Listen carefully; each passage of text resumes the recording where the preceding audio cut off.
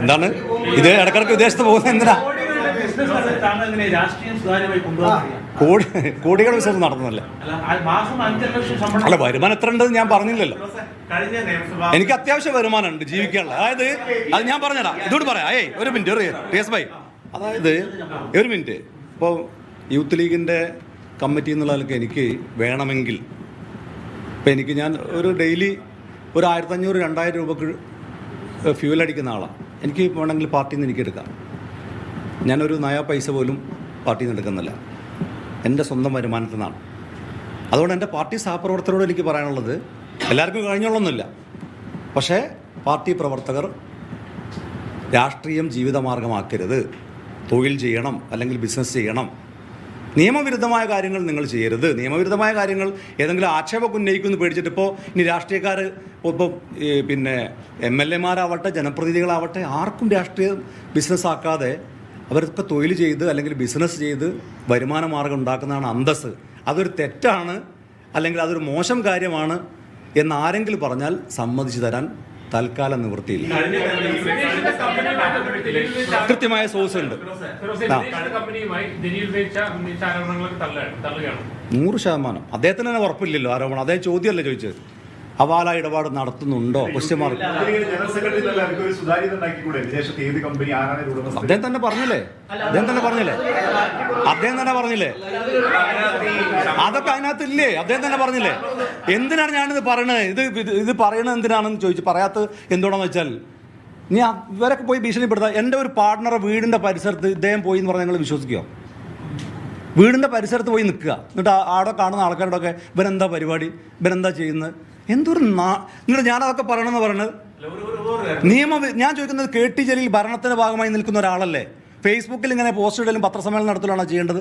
ഞാൻ നിയമവിരുദ്ധമായിട്ടുള്ള എന്തെങ്കിലും കാര്യം ചെയ്യുന്നുണ്ടെങ്കിൽ അത് അന്വേഷണ ഏജൻസികൾ കൈമാറി എന്നെ എത്രയും പെട്ടെന്ന്, അതല്ലേ ഹീറോയിസം. പക്ഷേ ഒറ്റ കണ്ടീഷനുണ്ട് അദ്ദേഹത്തോട് എനിക്ക് പറയാനുള്ളത്.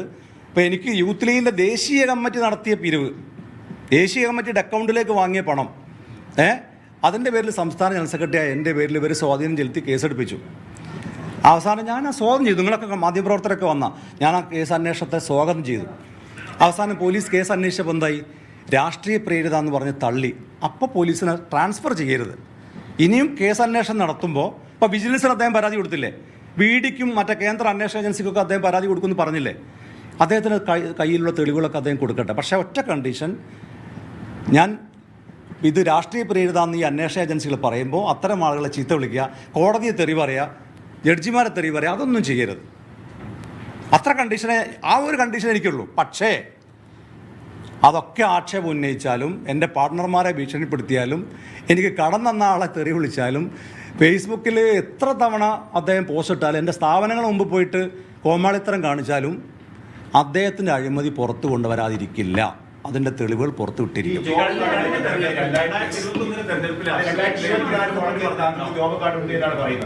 അതിനു മുമ്പ് നിങ്ങൾക്ക് ജോബ് കാർഡ് ഉണ്ടായിരുന്നോ? അങ്ങനെയെങ്കിൽ നിയമസഭാ തെരഞ്ഞെടുപ്പുമായി ബന്ധപ്പെട്ട് അതിന്റെ അത് ഞാൻ ചോദിക്കട്ടെ, ഇതൊക്കെ ഉണ്ടെങ്കിൽ നടപടി എടുക്കണമെന്നേ.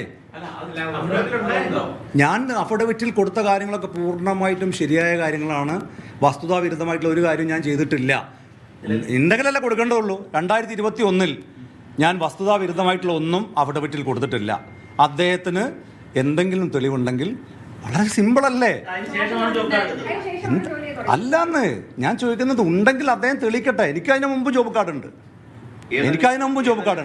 പക്ഷേ ഞാൻ നിയമസഭയിൽ മത്സരിക്കുന്ന സമയത്ത് ഞാൻ അത് അഫിഡവിറ്റിനകത്ത് കൊടുത്ത കാര്യങ്ങളൊക്കെ പൂർണ്ണമായും സത്യമായ കാര്യങ്ങൾ. ഞാൻ നിയമസഭയിൽ മത്സരിക്കുന്ന സമയത്ത് എനിക്ക് ജോബ് കാർഡില്ല. എനിക്ക് ജോബ് കാർഡില്ല. അതിന് മുമ്പുണ്ടായിരുന്നു. ആ സമയത്ത് മാത്രമല്ല, ഇതിനൊക്കെ കുറച്ചധികം കൃത്യമായ വർഷം കുറെ അധികം മുമ്പാണ്.